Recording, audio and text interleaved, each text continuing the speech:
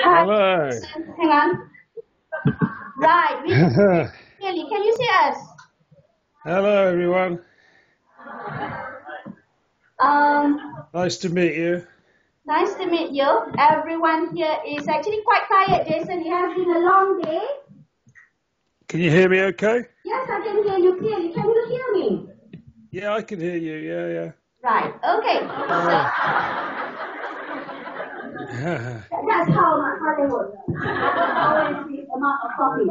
So, Jason, I'm just introducing you to them, yeah? Yeah, let me just introduce you to them, yeah? Yeah, go for it, yeah. Okay. Mr. Jason West, I've been working with him, I think, since 2010. Yeah?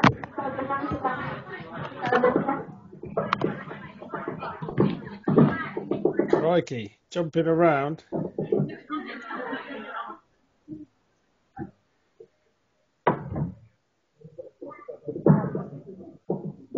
Okay, I think this is better.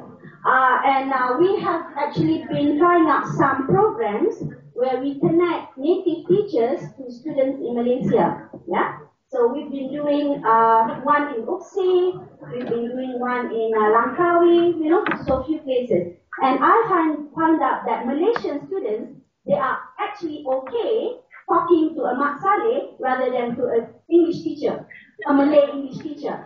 By the way, Jason, Mak Saleh means you. Sorry? Mak Saleh means you. We call English native speakers as Mak Saleh. Yeah, it's a bit tricky to hear you. You're quite away from the microphone. Right. Oh, it could be here. Right. I think I'm here. Right. Yeah? Okay. Is that better? That's much better. Yeah. Hang on. So what was the question? No question yet. Okay, sorry about that. So what I'm telling them is the way we work is we think that students speak to native teachers better, rather than to Malaysian teachers. Probably yes, it would work a lot better. I think. When I say probably, I'm being slightly disingenuous. I know for a fact it would be better. Yes. Okay. So Mr. Jason has come up with a very nice innovative program where students can actually learn via Facebook and Skype, obviously. Yeah.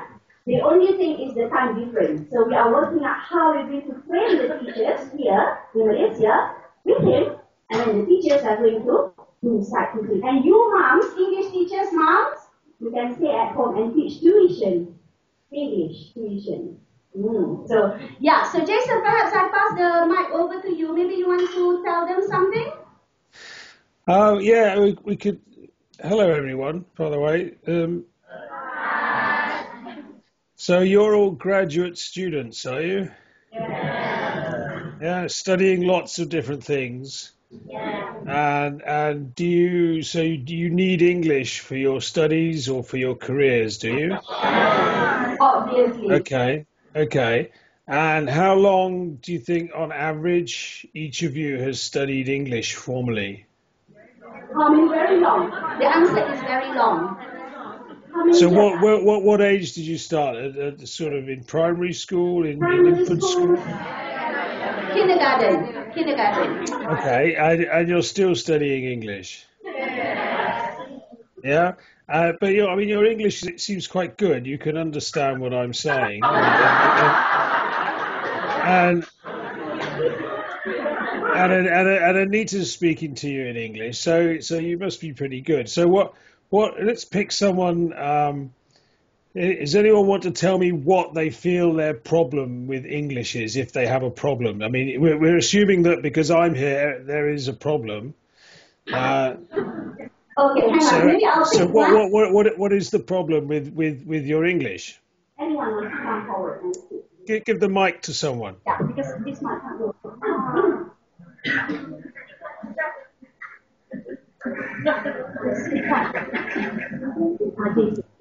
Hello, Jason. Hi. Hello. Hi, nice to meet you. I'm Ainul, and I actually teach English. Right. So whatever that Anita said about the students not wanting to speak to the English teachers who are non-native speakers, they prefer to Right. talk to people like you. That's very, very true. Right. Okay? Right. So I think one of the biggest problem is a lot of us can speak English, a Hmm. lot of us can write in English, but to get Yeah. the correct academic writing, especially at our level, at postgraduate level, that is one Hmm. of the biggest problem. So maybe you can, give some suggestions there. How So you, academic. yes, the kind of English for academic writing. Okay, okay. That's not actually my field. Is academic writing. I'm more in the area of helping people to become more confident speakers. That's what I do. Yeah, So is the speaking an issue? Are people what is everyone comfortable speaking English? yes, a lot of people seem to be speaking English in a way that the message can be delivered Right. enough to be understood by both parties. But later Yeah. on, when it comes to writing, that might be a bit of an issue. So maybe you can give suggestions for both, both areas for us to improve. Okay. Anita, is Yeah. that is that the sort of, I mean, because I'm not sort of Yeah, no, no, into the no. writing side. Yes, yes, Jason. I actually told them about the focus of spoken English. Yeah, so we are Right, right, focusing on spoken English. right. But Okay. I think among the problems here are when you don't speak good English, then it brings to another area which is academic writing. So from your Right. spoken English, Okay. you're not confident to speak, then it brings, another problem. Okay. But that's okay. Okay. Anybody else would like to interact with Jason? What I want to do is to make, to create that interaction. Anybody else? Man, somebody. Or anyone, maybe one or two more, yeah? Because we are also wrapping up, having more. So I have one here. Yeah. Hi, Jason. Hi. Could you please share with us tips on how to speak confidently in front of people? Okay. Thank you. Okay. Bye. All right. Well, what I do, um, let me tell you a bit of a story because sometimes stories help, get it in and people understand. When I was a long time ago, when I was 25, I started an English school in Soho in central London, in the West End of London. And it was like all the other schools, and it taught the same way that probably all your teachers teach you English, using the communicative method, books written by Oxford University Press, Pearson Longman, Cambridge University Press, doing exams like IELTS and first certificate and stuff like that.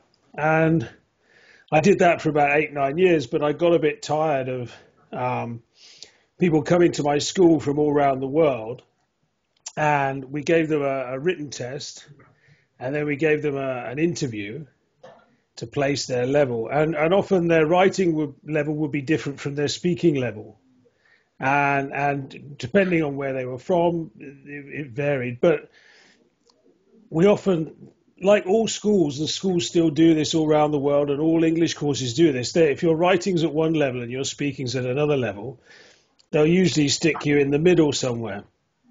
And so then we give them a book, and often people from places like Malaysia would say, "Oh, I've used this book before."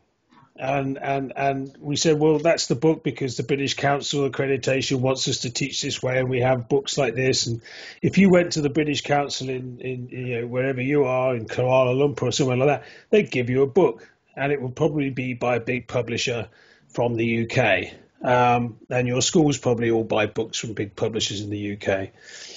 And I thought this wasn't very good because why would you come all the way around the world after studying years of English and then end up in my school having paid a lot of money and be given a book that you've been using at home? Because lots of people would say, oh, I've used that before. And I thought, well, that's not great.